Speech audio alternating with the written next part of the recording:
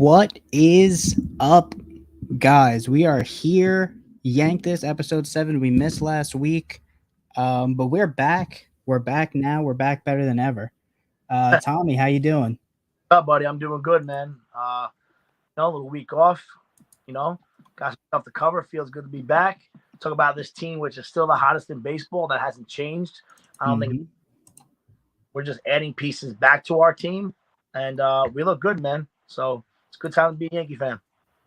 Of course, of course. We got a big series coming up with Boston, and then we got another series later on with who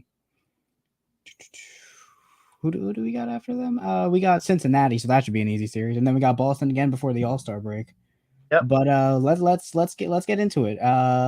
Last night, what a performance by the entirety of this team. Yeah. You had Severino giving us solid 6 innings when we really only needed 5 after that decimation of Pittsburgh. But Severino pitched really well. He's been that number 2 guy throughout the entire season. Nestor had that great start. Cole's been consistent. He's had his bad starts, but Severino's really been the guy that has been mostly he's been steady the entire way through the season, where he hasn't really given us a bad start. Now, you gotta like what you're seeing out of a guy who missed more than 80% of the season last year and came in the bullpen, right? You got to be happy with what this guy's giving you. This guy's giving you a lot of innings and a lot of starts that maybe you thought were not going to be possible. His slider looks good. I mean, his fastball's crisp. The guy looks really, really good, man. And this was a really good pitcher before he went down with injury. So it's good to see Sevy back. That confidence is there. He's throwing a rock really well. And I feel comfortable putting this guy in right behind Cole going into a big playoff series. I really do. No, absolutely. He's I feel like he's definitely going to be the number 2 guy behind Cole in a playoff series. The 3 and 4 guys, we've had some arguments in the group chat. I'm high on Montgomery and Cortez. You guys are a bit higher on Tyon, but I don't think he pitched well in that Pittsburgh game at all, and I feel like he's been struggling throughout the last six starts. I think his last 6 starts, he's pushing an almost 5-something ERA. Not almost, it is a 5-something. So while we're on the top of the rotation, let's talk about that playoffs, right? Things could happen, but knock on wood, if all guys stay healthy, you got to go Cole 1, Severino 2, and probably going to pitch Cortez or Monty 3. Honest with you, I don't see Tyon making the rotation in the playoff series with what he's been doing as of late. So unless he turns it around, Cortez also will be on a limit restriction, right, for innings. So we don't know what's going to happen with him down the stretch. So I really think that Monty will probably be that 3rd guy in that rotation when it comes to the playoffs.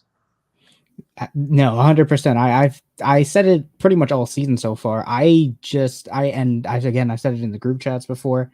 Tyon just doesn't move me. I think when it comes down to it at the end of the year, that if we have to decide who we're going to pay for, if we're going to pay for another outfielder, if we're going to pay Aaron Judge, I know Joe, who's not here this week, he had a heart attack after Joey Gallo hit a home run yesterday. Yeah, he's on 4 weeks, guys. Yeah, he's going to be out for a little while, but we have guys that we need to pay, and Jameson Tyon should not be a top priority. Especially, listen, I think you give a run at Clark Schmidt. Sorry. All right. He's not that bad. Oh my God, I don't know what made me say that. I think Clark Schmidt deserves a shot at the rotation. Michael King was a pure starter in AAA too. What do you do with King next year, right? Do you let him? I mean, you have Monty, Sevy, Cole, and Nestor, but maybe just make Schmidt try to be the guy and leave King in the bullpen. Like I said, like we said, like maybe episode 2 or 3, I would really like to see the closer and 8th inning role be a King to home setup, kind of like a John Wetland and Mariano Rivera to John Wetland back in the day, right? Right.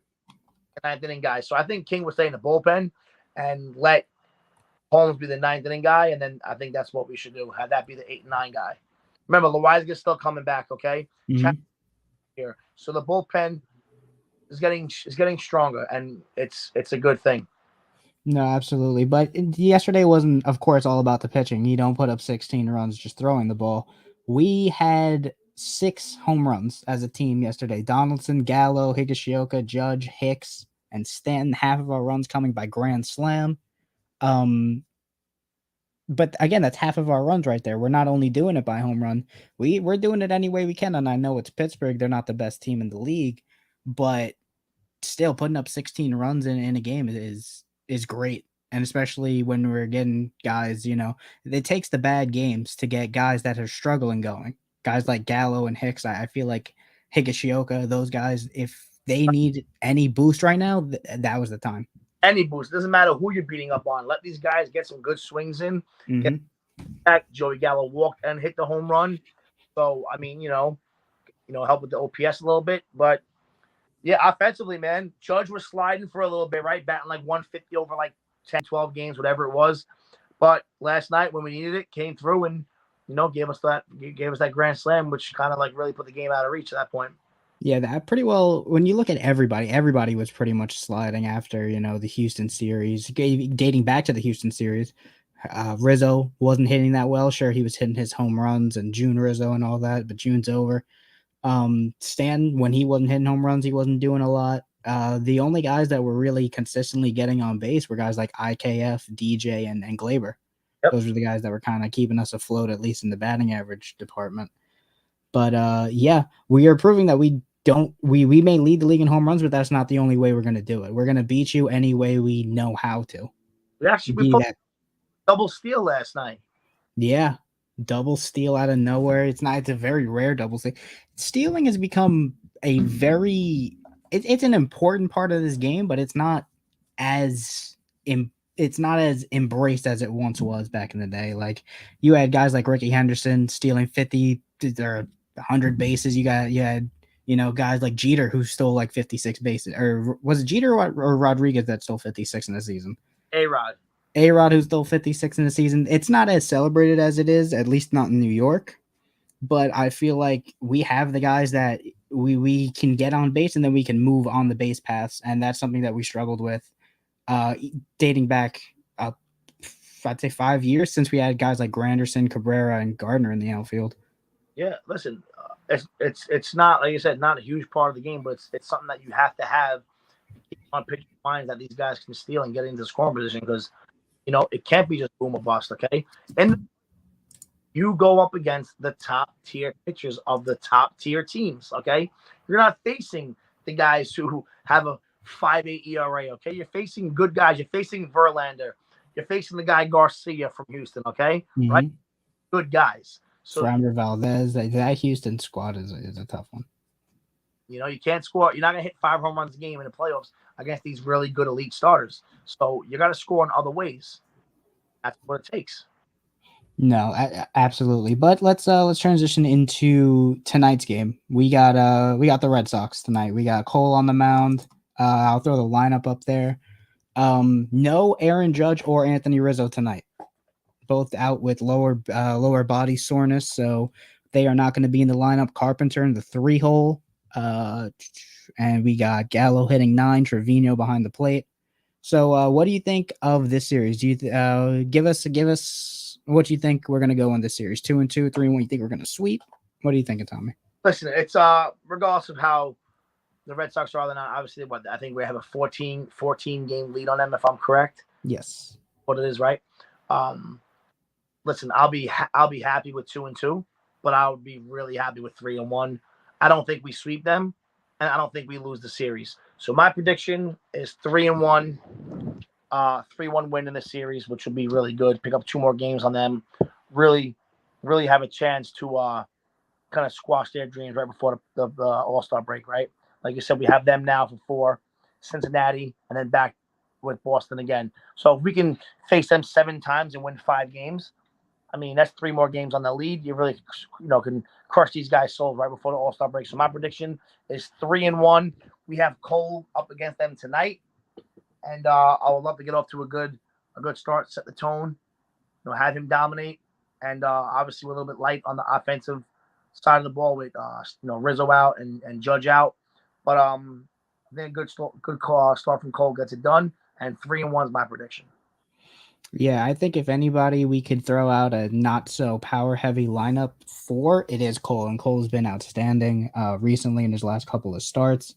Honestly, if you take away the first 3, which were mediocre to bad, and then that Twins game, He's been pretty solid throughout the year.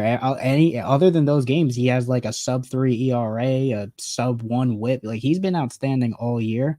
He has had his struggles at Fenway before, but that's usually in the later months. We're in prime, we're in midseason baseball form, and I think Cole should have a pretty good performance tonight. Yeah.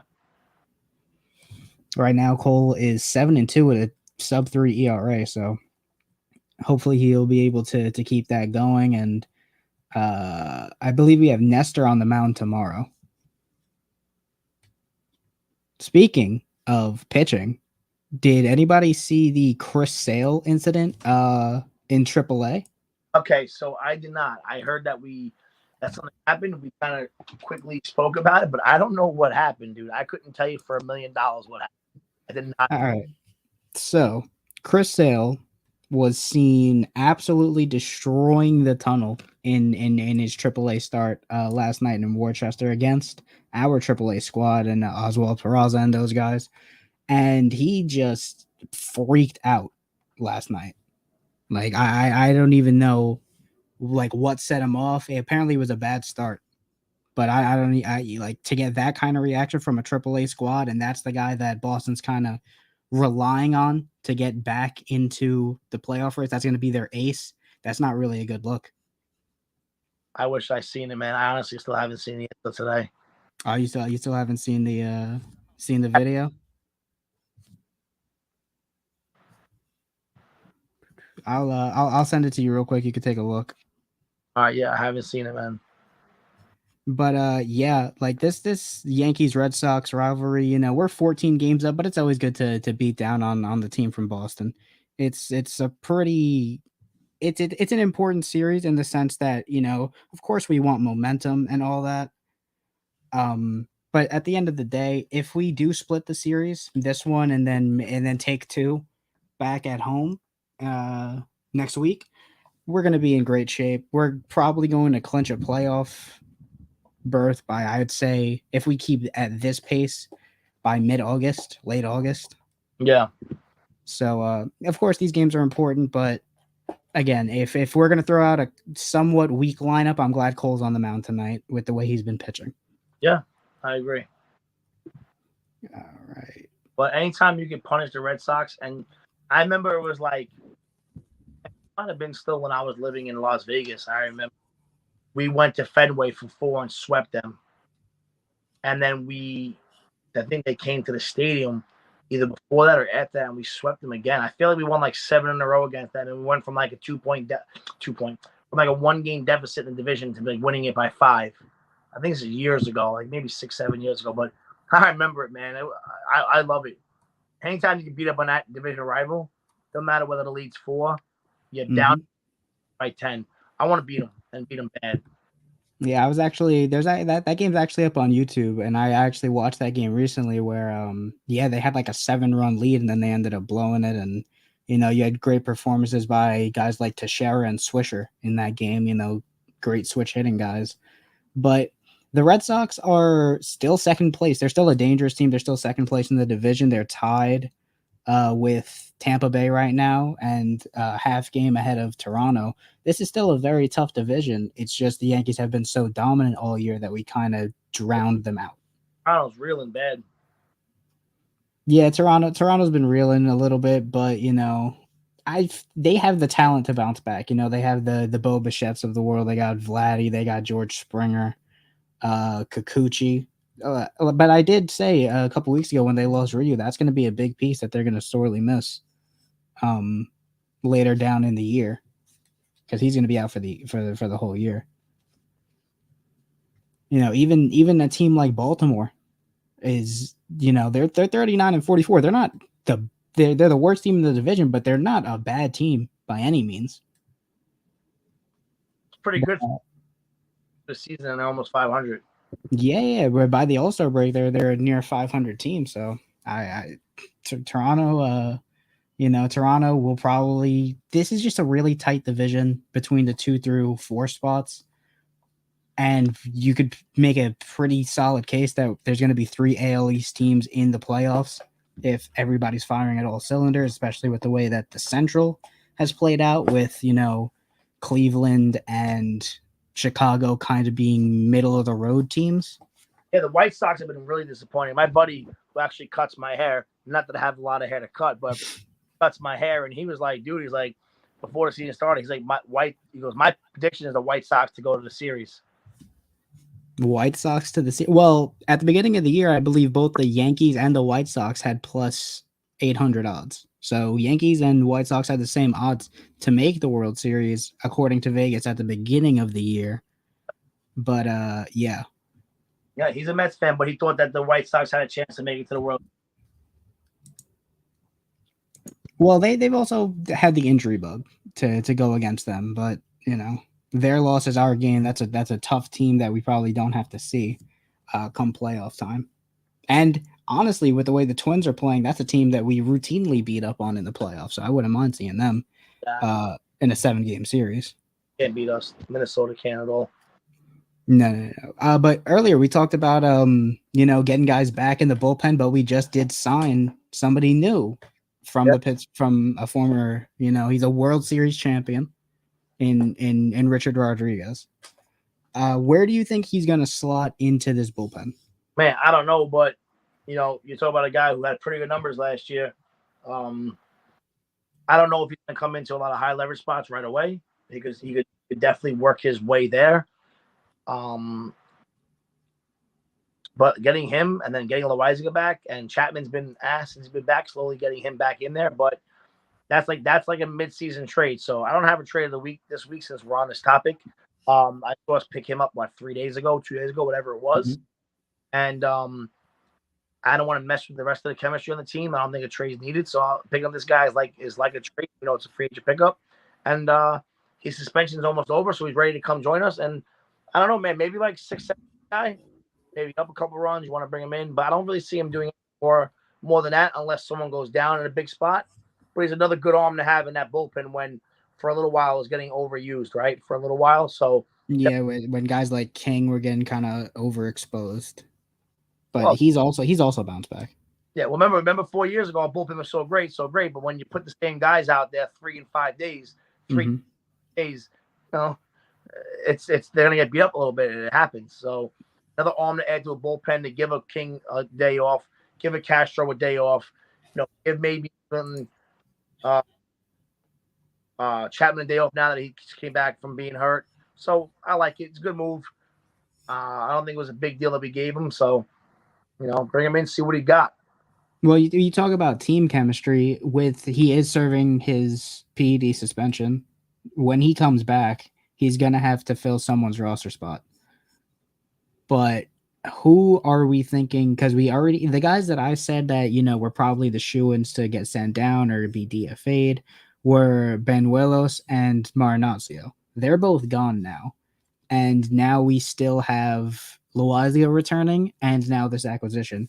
So who do you think is going to be on the chopping block for these guys? Because, of course, you don't want to mess up the team chemistry, but with these guys coming back, they have earned their spot on the roster. So someone's got to get sent down, especially when, we're sending guys like Andujar down who has played outstanding, but the roster's just we just can't fit him in. Honestly, I can see Clark Schmidt going down, even though I mentioned him about being a starter next year for us. I can see him being one of the guys to go down. I don't think it's a position player, but who else in the bullpen are you going to bring? Who else are you going to send down? That's what I'm saying.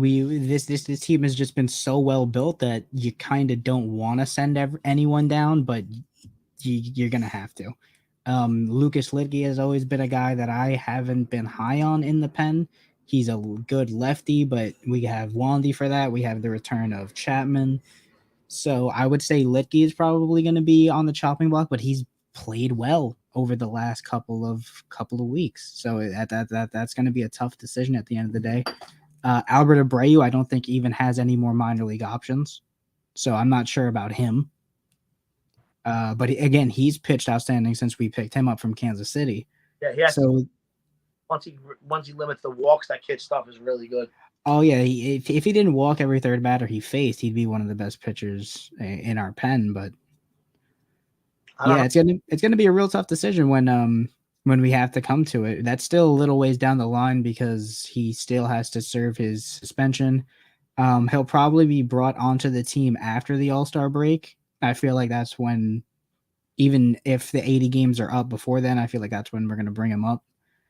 Loizaga, who knows when he's going to come back. And then there's still Britton, who's in the ether somewhere, still trying to come back. It's going to be a tough decision on who to send down because this team has just played so well. We're the best team in baseball. We're damn near 3 wins to 1 loss. So I don't know who we're gonna see send down. Yeah, I don't know. Tough decision not to make, but I'm not making any of those decisions. Yeah, I'm glad I'm not making that decision. I give Cashman a rough time, but him and Boone are gonna have to get together and see who the hell they wanna get that done with. All right, so let's talk about who do you think that isn't an all-star right now on this team deserves to get into that game? I hear a lot of people saying that Glaber, who hasn't locked up a spot yet, deserves to be in that game. Trevino, of course. I'm going to be on that hype train till the end of the season. But who do you think has earned their way into an all-star vote that hasn't gotten the recognition on this team? I would have to probably say I'll go with Glaber. I know you already said it, but I don't really think that besides the 2 shoe-ins of Holmes and Judge, right? Mm-hmm. I don't think there's a player that's really close to it besides Torres or Trevino. I know that's what you said, but think about it. Let's go position by position, okay? We're not going to get there. LeMahieu, not going to get there. Donaldson at third, not going to get there. Can you repeat that? You kind of like froze there for a sec. Going by position. So let's go like besides Trevino, right, at catcher. Go to first base. Rizzo's not going to make it. Not with the injury. I feel like that kind of falls him off. Mm-hmm. Third base, Donaldson, not going to make it. IKF, short, not going to make it. Hicks is not. Gallo's not. You have Judge. Stanton's back down at batting 240. He's not going to make it. So who else you got? You got Torres and Trevino. And that's really Well, I mean, you also got the pitching. You also got guys like Severino that could get a knock. I don't think anyone besides Cole and Holmes can get there. Maybe Michael King. Yeah. Somebody just here. We got Nasty Nestor that could sneak his way because he's a fan favorite. At the end of the day, it's a fan vote. So if anybody can sneak in there, Nestor can sneak in there. Honestly, I've been, you guys are probably tired of hearing it by now, 7 episodes in, but I still think DJ LeMahieu has been one of the more valuable pieces of this team. I know, Trevino. You were driving yourself to send him on a flight to the All-Star game. Oh yeah, Trevino as well. But I think if anybody is a dark horse, is somebody that deserves it, it's LeMahieu. He's hitting around 270. He's a guy that gets on base, and he's played all 4 infield positions. He's a guy that they have played every day over the last 2 weeks. I feel like we're missing that like 300 LeMahieu, right? Like the big spot LeMahieu. I feel like that's like not been there this year. No, I could see that, but first he's been at a lot of different spots, but I feel like his defense has been great at third. I mean, a couple good scoops again last night at first base. Defense has been great at first. Defense has been great at second. Short. He's a guy that I think hasn't gotten the recognition he deserves. He walks as much as he strikes out. But think about it. If it said Nestor or LeMahieu, who's more deserving? Nestor or DJ? If you had to pick one, you got to go with Nestor. And honestly, I didn't have Nestor on my list. I had maybe King on my list, but Nestor's a good choice. I mean, a couple tough starts, but overall, really good. Sat DJ over Paredes this week. I'm sorry. But yeah, DJ, I'll give that to you. Nestor, I feel like he's just the fan favorite. He's going to be the guy that's going to get a lot of non-Yankee fans to vote for him just because he's just a lovable guy, great story, and he's a fun pitcher to watch. He orchestrates the bubblegum game when they're at home, right? Yep. He's got the bubblegum game. He's the guy whenever there's a walk-off, he's carrying the bubblegum, he's throwing it on people. Nestor's just that fun-loving guy that everybody loves in the league. Yeah, Imagine being Cortez with the team. They get rid of you. You come back. You're a top starter in the league, numbers wise, right? And what he's doing. How could you not love life and play that bubblegum game and be that crazy guy? You know, I mean, like, just be. Your life's amazing. Like, you were almost out of the league at one point, and now you're a third starter on a championship caliber team. You have to love life and have fun, and that's what that guy is. So he probably will get some consideration. He'll probably be able to make it.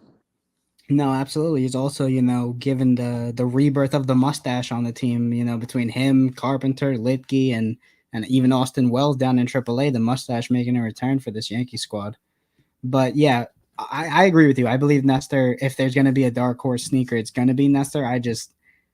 I think everybody has kind of counted out DJ LeMahieu because he's not that 300 hitter anymore. And honestly, to ask that of him after, the first couple of years, yeah, you could say, we're warranted to ask him of that, but he's a guy that's been hitting 300 for the last 7-8 years. We can't expect him to do that for his whole career. Yeah. So if he's hitting 270, he's, again, walking as much as he's striking out in the last month. I think that he has been the most versatile player in baseball this year, given the amount of positions he plays and how much he plays. It's not like this is a guy that, gets a lot of off days, because we need him at first. We need him at third for when Donaldson or Rizzo need the day off. We need him at second when Glaber had that, that rolled ankle. So he's a guy that I feel like has been one of the more trusted players on this team. And if anybody deserves the spot, I think LeMahieu, Cortez, Trevino, and Torres should be, looked at as favorable on those teams. Yeah, I just don't see them. I don't see them sending 6 Yankees, right? Because you got home locked up for sure. In the AL, like, what's the competition closer wise in the AL? Well, Holmes got it locked up for sure. You think? I don't think he's an official. The only official one that I've seen so far is Judge. If Clay Holmes don't make it, man, I don't know. Well, you got Jordan Romano in Toronto, and he's got a whole country backing him. You got Hendricks, right, from the White Sox, who's good. Yeah, like, it's not like the league is bereft of closing talent in the American League. I think Clay Holmes gave up 1 run, right? Ryan Presley, we own Ryan Presley, so no. No, Yankees own that guy. But Holmes should make it. I think he's played outstanding, especially given the expectations that we pretty much had for the beginning of the season, which was none. We thought he was going to be a good, platoon guy that we could throw in a bad start, and he could eat up some innings, and he's become the most reliable pitcher in the bullpen, if not king. So I think Holmes deserves the spot, but the closer is a very talented position, and there's only so many spots to give. When you got guys like Romano, who's got a country behind him, Hendricks, and Presley. I know I just shit on him, but Presley has been a pretty solid closer outside of that game against the Yankees, where he gave up the 3-run blast to Hicks. Yeah, I mean, I wonder how many. I mean, those guys are all good, but if Holmes don't make it, I think it's crazy. You talk about the best team in baseball with a guy hammering down saves since he took over the role, and before that was phenomenal as a setup guy. So we'll see what happens. I mean, I don't know. We got a lot of talent in that bullpen, so if one guy can make it, I get it. No, of course. But let's going after the All-Star break, let's start looking crazy forward, because we are the best team in baseball, and at this point we're probably going to lock up a playoff spot, like I said, by late August, early September. Is there a team outside of the Astros that you think we should legitimately fear in the AL overall? All right, I'll start with, since it's overall, I'll start with the American League first. No. No one but Houston. I'm sorry. I have no problems playing the Red Sox. No problems playing the Twins. no problem playing any other team, Toronto, Tampa Bay. I don't care. And National League, uh, the Mets are good. I will say that, especially when they get back. Scherzer was unreal, right? First start back in whatever it was, a month, and the guy filthy. DeGrom is on his way back. Bassett just hit the IL, but he should be back by the time. So, National League, I will say the Mets and the Dodgers, but I really don't. I feel different about this Yankees team, man. It's not because I'm a Yankee fan. I just think this team is built different. I think that we can play the long ball if we need it. We can steal bases if we need it and play small ball.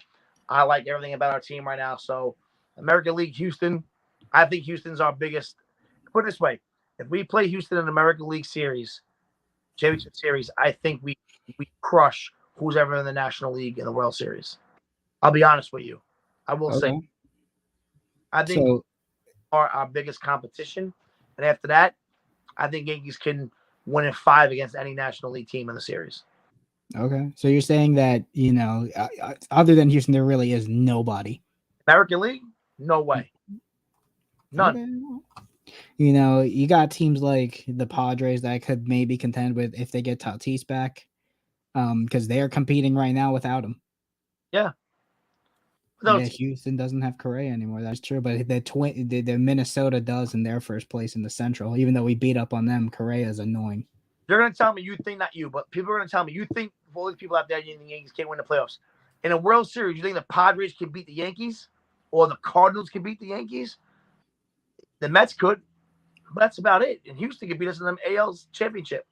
You want the Twins to face the Yankees in the playoffs? No. We've owned the Twins for the last 2 decades. Corey Hunter days. Yeah. Don't talk to me about the Twins.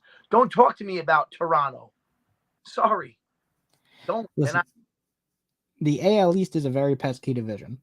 I agree with you. I feel like legitimate threats, I think, is Houston and I think is LA. I can't believe in the Mets just because I'm a Yankee fan. But also, I'm waiting. I've seen this story before. The Mets will collapse. It's gonna happen. I said it last year. I got a lot of close friends, dude, and family members that are Mets fans. I've been waiting for a collapse. I ain't gonna lie to you, buddy. It hasn't happened. Listen. I same thing happened last year. I was like, the Mets, they're gonna collapse. It's gonna happen this year. It's gonna happen after the All-Star break. I had tons of people coming at me like, no, we're historic after the All-Star break. We're one of the best teams after the All-Star break in the last couple of years. And then what happened? They ended up falling apart right after the All-Star break, like I said. And again, maybe it's just Mets hating, because absolutely I'm a Mets hater. I will wear that badge proudly. But the Mets will find ways to lose. So really the only team in the NL that I am worried about is the Dodgers. Because, when they're firing on all cylinders, if Cody Bellinger remembers how to hit a baseball, if he remembers that he's Cody Bellinger, he's going to be annoying. Mookie Betts is going to be back. So the Dodgers are the team I'm worried about, and of course the Astros. But to say that, the Rays or Toronto doesn't put a little bit of fear in you, I think is a little naive, just because they're just teams that will just be annoying, because they're not going to beat us by the long ball. They're going to beat us nickeling and diming the entire time. That's what Tampa Bay has done over the last 5 years to us.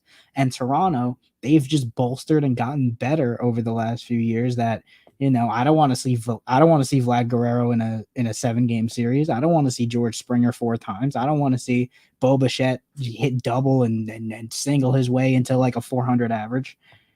They're very tough teams to play. Do they scare me a little bit? Yeah. Yeah. See, that's why I just stick with Houston as the only team. Yordan Alvarez.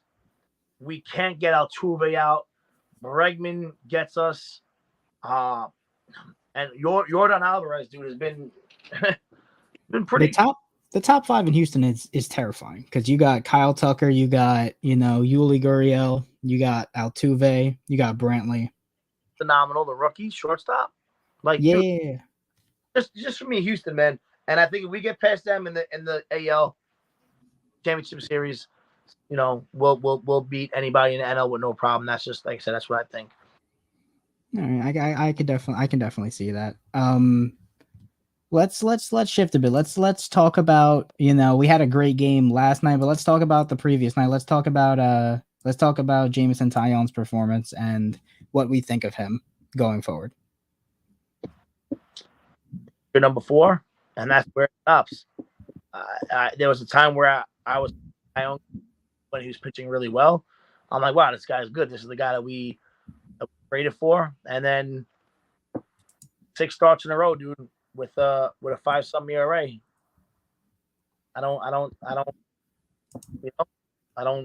see him needed when it comes down to a big game in the playoffs. You want him to go out there against Toronto? No. Right in the first round, however it works out. No, I don't want him out there.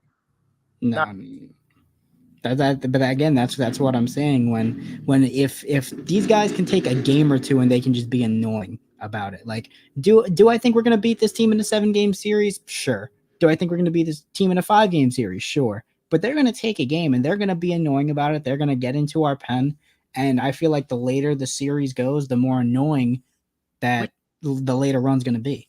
We have bigger things to worry about, and we need to talk about this real quick. Down the road, with Nestor Cortez's limitation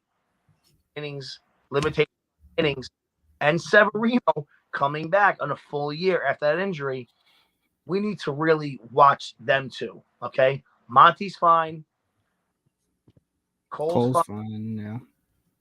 But we got to really have to watch the innings for Cortez and for Severino. Yeah, well, we've seen that Nestor has slowed down, and clearly he's not the guy that he was in mid-May. He's still a solid guy. I'd still want him on the team, but he's not the guy that's sub 2 ERA, sub 1 WHIP. Yeah, but the only reason why I think he's not that guy is because people are finally understanding the way he pitches and his little gimmicks that he does, right? His sidearm delivery out of nowhere. He'll quick pitch you right one time here and there. Mm-hmm. Stuff they're catching up to you. Plus, when they start watching film on you, they pick up on stuff. I don't think that's why. I don't think he's been pitching not so great because he's tired. I don't think that's in effect yet. But down the road, you can't have this guy keep going 6 innings every start. He'll be unavailable come the playoffs. Then what do you do? But for Severino, he's showed no sign of slowing down at all. He's been, like I said, he's been the most.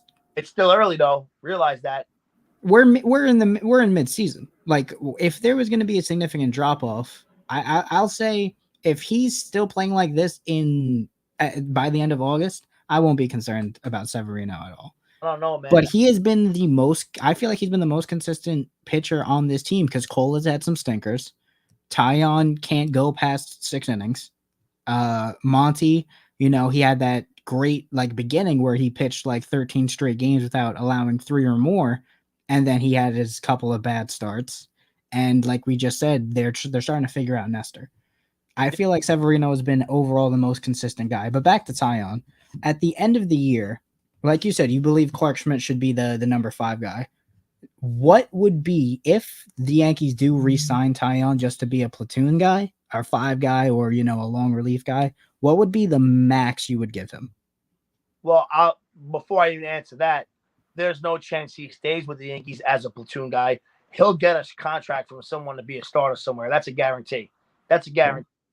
Either way, what would be the max that you would give someone like Taillon? Man, I don't even know. We just have guys that we got to pay, and then we are also paying Cole and Stanton major money. 3 years, $45 million. 15 a year. 12. That's about his AAV. That's about what his market value is right now. 6, right? Maybe 2 years with a club option for the 3rd year. But like you said, let's not give him that money. I'd rather use it towards somewhere else. I'd rather bring up Schmidt. I'd rather see what these other guys in the what's up. I know Luis Gil's out because he had surgery, but we still got Domingo Germán who's recovering from his injury as well. So, bro, I can let Taillon walk and lose no sleep. Mm-hmm. I would not be able to sleep if Judge left. So take that extra money. Take that extra $15 million a year that you were going to go give Taillon and say, "Oh, Judge, you wanted $28 million a year? Well, now here's $40 a year for 10 years." That's That's exactly what I was saying in the group chat the other day when Joe was trying to say like Tyon is some sort of priority here. When he was comparing Judge to Tyon, I was like, what are you talking about? This is the only two options. He's staying with us, or I promise you he's going to San Fran. San Fran? Why would you say San Francisco? Because the Dodgers don't have the money to do it, and he's a California kid. What about San Diego? What about the Padres themselves?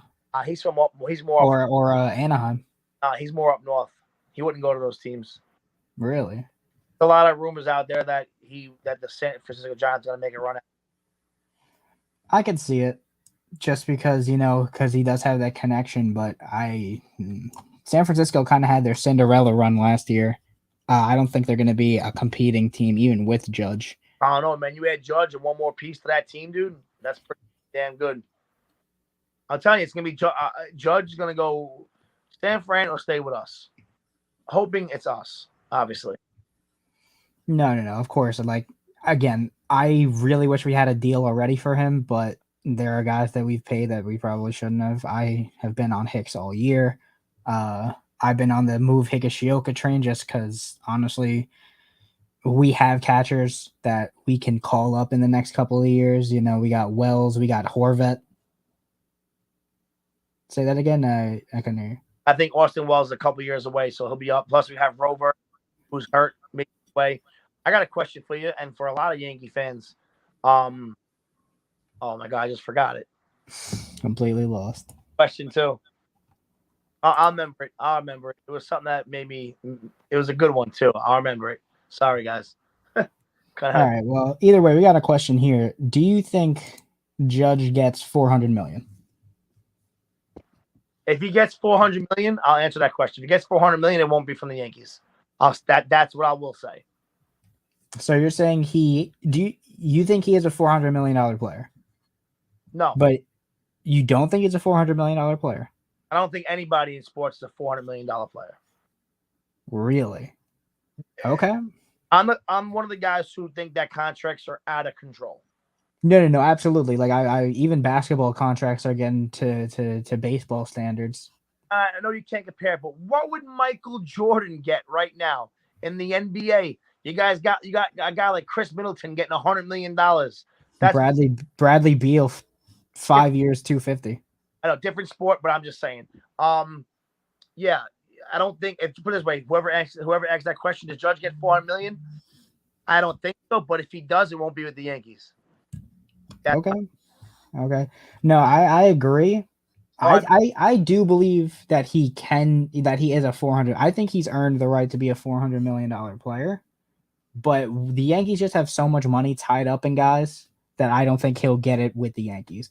Do I think a team like Anaheim will pay him? Sure. Do I think a team like San Francisco will pay him? Absolutely. Just because he's that guy that can be a cornerstone for 10 years. Which is good. All right, go ahead, Tommy. Talked about this at the barbershop the other day. Mixed review there. Mets fans and Yankee fans probably split down the middle, right? Yeah. Shout out to my barber, Vinny.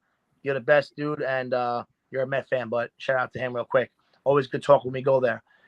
I think it's what is better for the Yankees, for Judge to stay or go? If they win a World Series or if they lose in the World Series?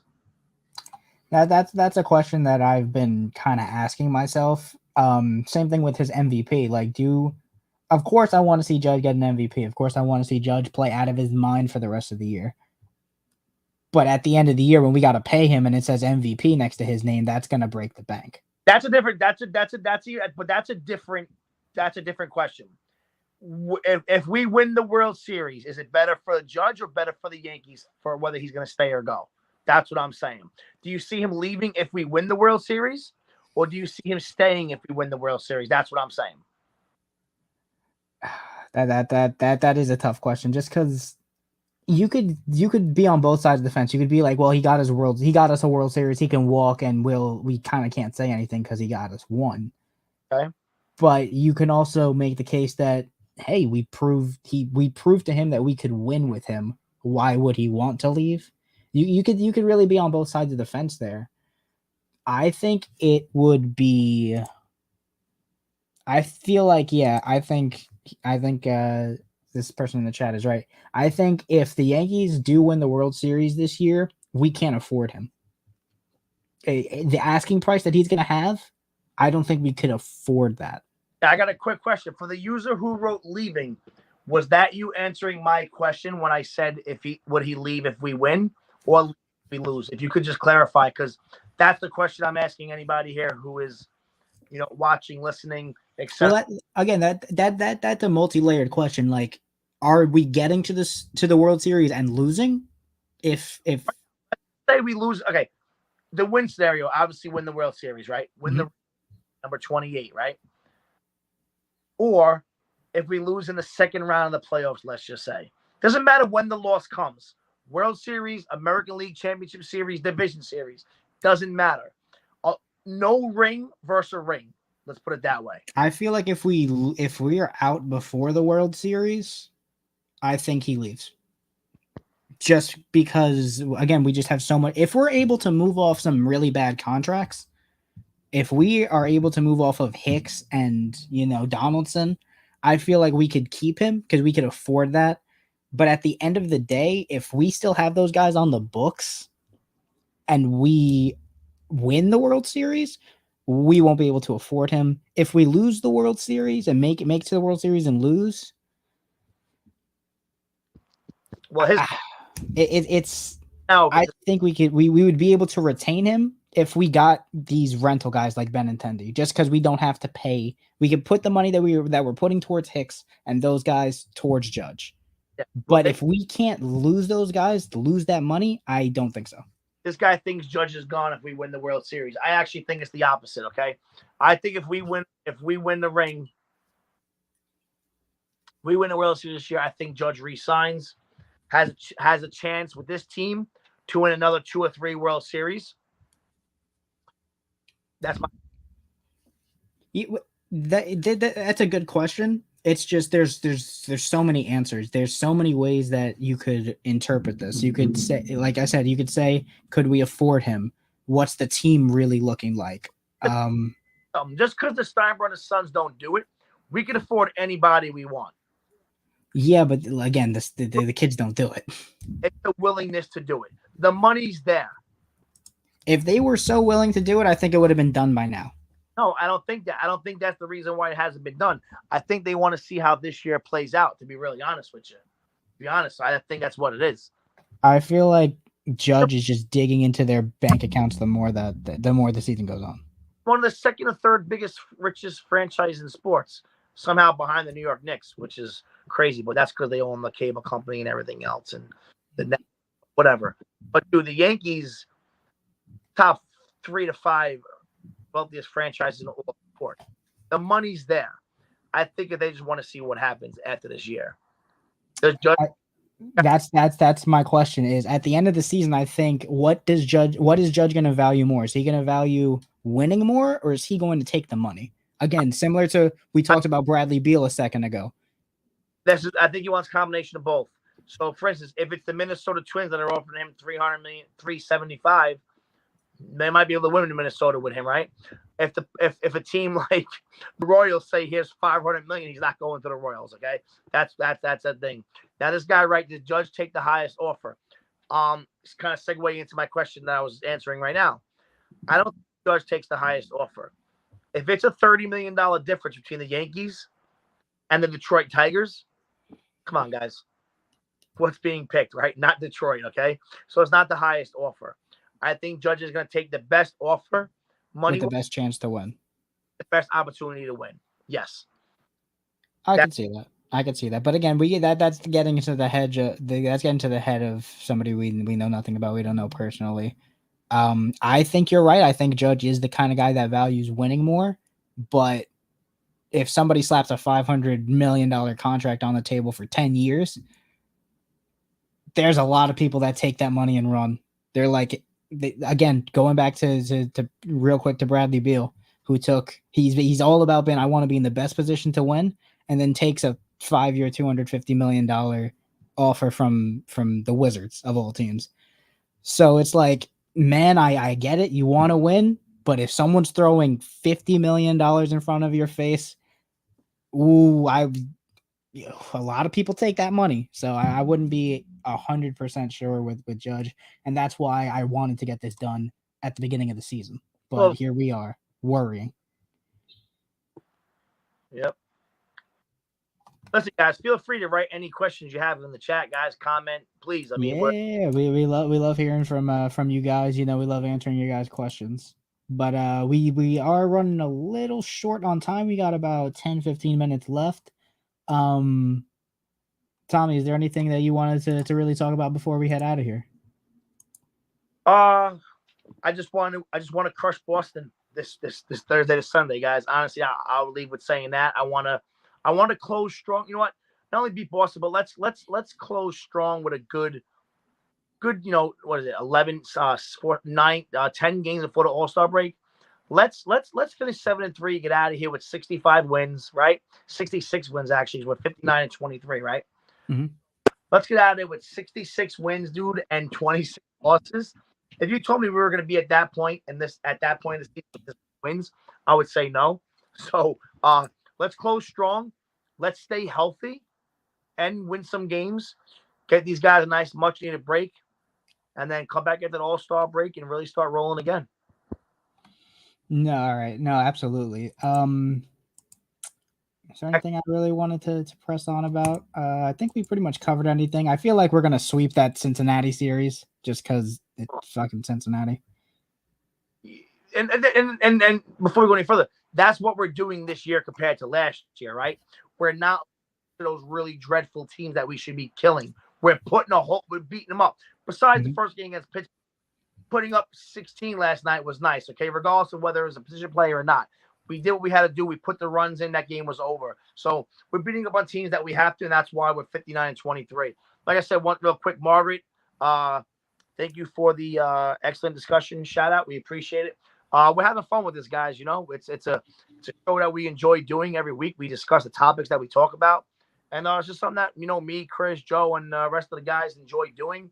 Mm-hmm. And, we look forward to it every week. So we hope we put on a good show for you guys. Any questions you have, please write it in the comment box. Me and Chris will literally answer. We'd love to have maybe 10, 15 minutes of the show with questions of what you guys think about certain situations and certain. Absolutely. And it doesn't just have to be Yankees. It doesn't even just have to be baseball. We love talking about all kinds of stuff over here. But real quick, I brought up the Cincinnati series because there's a guy that we have been kind of targeting, or, that guy that's been linked to us in Luis Castillo that we'll be able to get a look at. Hopefully. I'm not sure how the rotations are going to kind of slide and if they'll go our way, but I wouldn't mind seeing Luis Castillo. He's not having that great, and this is the thing. He's not this year, and I think I talked about it week 1 or 2. I said to trade for Castillo, right? I've been a guy for the last couple of years. His numbers have not been that great this year, but I'm going to give a scenario that's kind of really out of left field, but maybe people can kind of understand what I'm going to say. So when I golf with my buddies who are really good I golf much better. When I play with like my buddy Joe Navarro, which everyone knows, right? The bowler kid, one of the great, one of my good friends, good kid. When I golf with Joey, I play really well, okay? Because he's really good. I went and played the other day with my coworkers who shoot 110, and I played really bad. My point is this. When you're pitching for Cincinnati, dude, and you're winning the amount of games that you are, you're not happy to be there. You're not having fun. And it shows sometimes. I'm telling you right now, that's what's going on with Castillo. You put him on the Yankees with a chance to come in here and be a dominant guy, I promise you he'll pitch back. That's there's definitely an effort difference when you're playing for a winning team and a losing team. When you enjoy something you do, you care more. You're more sincere. You're really into it. When you don't care about something, the effort's not there. And that's a guarantee. That's a promise. Ask anybody. Work, relationship, anything. But when you're having fun, dude, and you want to be there, you ride the wave and it's really fun. So I would love to get Castillo good. I've been saying that since episode 2. And we skipped 2 shows. So 8 weeks ago, okay? Yeah. We've been talking about, Luis Castillo coming to this team for a little while now. You put him at number 2 and slide 73. You want to face those 3 guys in the playoffs? Okay, no problem. Let's go to war. No problem. And then again, even if one of them struggles, we got Monty and Nestor coming up the back end. So and that's why before the season started, I wanted the Yankees to make a run at Montes from Oakland or Manea. Well, for Montas, I believe just got injured. Yeah, but I'm saying before the season started, like Montes was the guy I wanted, and Minaya didn't work out, obviously, but you know, We got somebody from Massachusetts coming in watching the show today. He likes the Sox rookie that's pitching tonight, Winkowski. He thinks they're going to keep the game close, and with the lineup that we have going out tonight, it could be a very close game, but we're just better. We have just found ways to win this year. He's pitched well. He's 3-2. He's done his thing. But at the end of the day, this has just been a Yankees team that has found any way to win possible, whether it be blowout, whether it be small ball, whether it be the long ball. This kid is a rookie, and he's going to face a really tough lineup tonight. Speaking of the Red Sox, thank you, by the way, for the comment. We appreciate you, reaching out. But speaking of the Red Sox, man, honestly, I would love to have Alexander Bogaerts, man, as my shortstop, man. I'm big on Bogaerts. Oh, yeah, Bogaerts is great, of course, but that's another paycheck that, he's great. I think IKF is the perfect stopgap. That's the reason we didn't go for the Correas of the world. Sign Judge, we have money to get 2 players for the price of Judge. Yeah, that is true. If Judge walks, that's a lot of money that we could use elsewhere.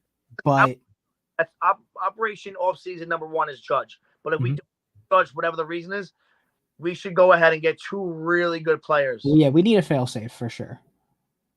So, but I feel like IKF is the stopgap guy for Volpe or Peraza, whoever they decide to call up first. It's probably going to be Peraza with how well he's played if he's not traded. But I feel like IKF is that cheap guy that they brought in to kind of be that guy for until the rookies are ready. Well, this is what everyone was complaining about this trade before the season started with Donaldson and IKF, and I explained to them, guys, Donaldson will play third, okay, and IKF is short. If you decide to keep IKF, you slide him to third base where he won a Gold Glove with Texas in 2019, okay? Then you bring up Peraza or Volpe and play short. That's what the Yankees were thinking when they made this deal. Let's take on a little bit of the money. Let's take on a little bit of the money for Donaldson to get rid of Sanchez. That was the only way to get rid of Gary Sanchez, okay? But on that money for Donaldson. When Donaldson's off the books at the next year, Peraza and Volpe will be here, and then you figure out what you want to do. If you're like, well, I can see Peraza and Volpe going second and shortstop and third together if we go with the young route, or trade one for a good player and keep one. But that's what the Yankees were thinking about when they made this deal to get Donaldson and IKF. It was to have it be a 2-year stopgap, Chris, like you were saying.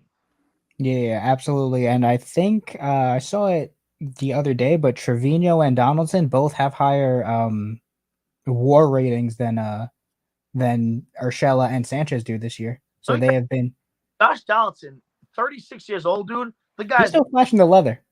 Bro, he's a glove and a half, Donaldson at third base. He's still been outstanding with the glove. Of course, we want more from his stick, but again, I've been somebody my main problem with Gary Sanchez is cool. He'll hit 25, 30 home runs in a year, but he'll give up 20, 30 runs just behind the plate. I have always been a defensive-minded guy, which is why I don't mind. Well, now I do because we're a full season in, but I didn't mind Gallo struggling just because he was a Gold Glover in the field. But yeah, absolutely. Josh Donaldson, do I want to pay him $30 million? Of course I don't. He's 36 years old. He's struggling with the stick. But for what he provides on defense, I can't knock it. Real quick, speaking of that trade we made, you think right now we're 59-23 with Sanchez Urshela on this team? No, not a chance. I know you. No, because we got Trevino. Don't really know exactly, but let's be honest. And no Trevino, who literally can just catch a ball here, but frame it here and get the call. Like, it's unbelievable what he does. He's been the best framer in the league this year, statistically. He's been great. No, he's been outstanding. Of course, his stick has slowed down a bit. He's not hitting 300, 400 for a 2-week span, but he's getting hits when they matter. Right? You get exposed. Yeah. So he's a lot better than we thought he was going to be. Can the Yankees sign Judge and Bogaerts? Tommy, you said that they have an open checkbook. They can do whatever the fuck they want. They honestly do. But no, I don't. No, it's not gonna happen. No. But hold on. Listen, We're paying Cole and Stanton. We're not signing both of them. Listen to me. Love the question, though. And honestly, I know it sounds like a pipe dream, but let me tell you something real quick. Give me Judge and Soto if we're talking pipe dreams. Yeah, but that's really that's like beyond a pipe dream. That's something that you know never can happen. Judge and Bogarts can have it because when Donaldson comes off in 2 years, there's some money being left for Bogarts. Bogarts not a free agent for another couple of years. Yeah. Bogarts, which I know would never happen because he's a Red Sox. But listen, who would you rather have, Bogarts or Correa? Listen, I'm not gonna lie to you, man. I'm not the biggest Carlos Correa fan. I was happy when we didn't get him. That's just me. No, me neither. With all he said about Yankee fans and Yankees and all, like I don't know why Yankees fans wanted him. Of course, like his play would probably be better, but he's talked so much shit about the Yankees that I was kind of like, do we really want this guy? But you can't deny he's a really, really good player. Listen, Bogarts would be great in the Yankee lineup. Put him second, put Judge third. Have Bogarts in front of those guys getting on, batting 290 like he does. Listen, the Yankees are like the Mets, okay, with Cohen. They could literally sign whoever they want. It's whether or not they want to pay the luxury tax, guys. It's not about the money. They could do it. No, absolutely, because they're paying Max Scherzer way longer than Max Scherzer should be played. But honestly, Max Scherzer still looks great. Like this generation has showed that. Unbelievable. Yeah, this generation throughout sports has just kind of pushed the boundaries of what a prime really is. You look at Tom Brady, you look at LeBron James, and you look at Max Scherzer. These guys are, 5 years ago, we'd look at them, they'd be like, oh, they're on the downswing, they're on their way out. These guys are playing out of their mind. They're still some of the best in the league. Yeah. But you know what? I feel like that is a good way to end off today. We had a pretty solid episode. Episode 7 is in the books. Tommy, it's always good talking to you. Chat, always good, answering your guys' questions. But Tommy, anything you want to leave off on before we head out? Go Yankees, beat the Sox, and we'll see you boys next week. Absolutely. All right, guys.